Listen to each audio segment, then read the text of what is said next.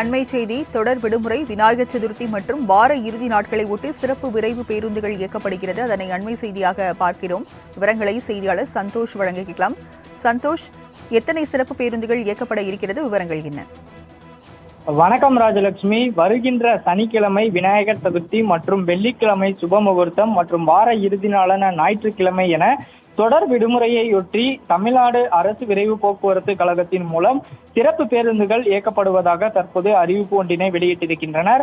பண்டிகை காலங்களில் பயணிகளின் வசதிகளுக்கு ஏற்பதாக இந்த சிறப்பு பேருந்துகள் இயக்கப்படுவது வழக்கம். இந்த 6 மற்றும் 7, 8 ஆகிய தேதிகளில் வரக்கூடிய பண்டிகை காலத்தை கருத்தில் கொண்டு இந்த சிறப்பு பேருந்துகள் இயக்கப்படுவதாக தெரிவித்திருக்கின்றனர். குறிப்பாக நாளை மறுநாள் மற்றும் 7ஆம் தேதி உள்ளிட்ட 3 நாட்களுக்கு சென்னையில் இருந்தும் மற்றும் பிற இடங்களில் இருந்து பயணிக்கக்கூடிய பயணிகளுக்கு ஏதுவாக தமிழகம் முழுவதும் பயணம் மேற்கொள்வதை அடிப்படையில் கொண்டு இந்த சிறப்பு பேருந்துகள் என்பதும் இயக்கப்படுகிறது.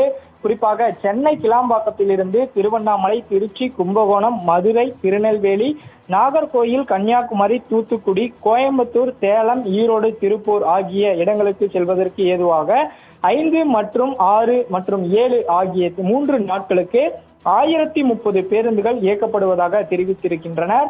அது மட்டுமல்லாமல் 8ஆம் தேதி அன்றும் கிளாம்பாக்கத்திலிருந்து பல்வேறு ஊர்களுக்கு செல்வதற்கு ஏதுவாக 725 பேருந்துகள் இயக்க திட்டமிட்டிருப்பதாக போக்குவரத்து கழகம் சார்பில் தெரிவித்திருக்கின்றனர்.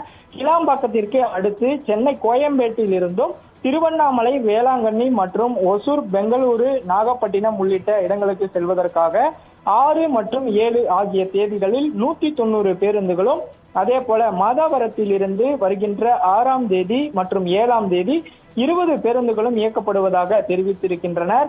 சொந்த ஊர்களுக்கு செல்லக்கூடிய பயணிகள் இந்த தொடர் விடுமுறையை பயன்படுத்தி முன்பதிவு என்பது செய்வதும் வழக்கம்.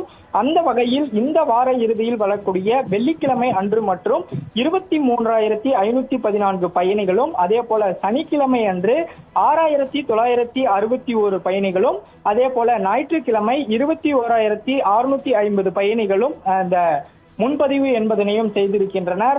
பயணிகள் தங்கள் ஊர்களுக்கு செல்லக்கூடிய வகையில் பயணத்தை திட்டமிட்டு கிளாம்பாக்கம் மற்றும் கோயம்பேடு, மாதாவரம் உள்ளிட்ட பேருந்து நிலையங்களில் நிற்கக்கூடிய அந்த ஊர்களுக்கு ஏற்றாற்போல் தங்களது பயணங்களை மேற்கொள்ளுமாறும் போக்குவரத்து கழகம் சார்பில் அறிவுறுத்தப்பட்டுள்ளதும் குறிப்பிடத்தக்கது.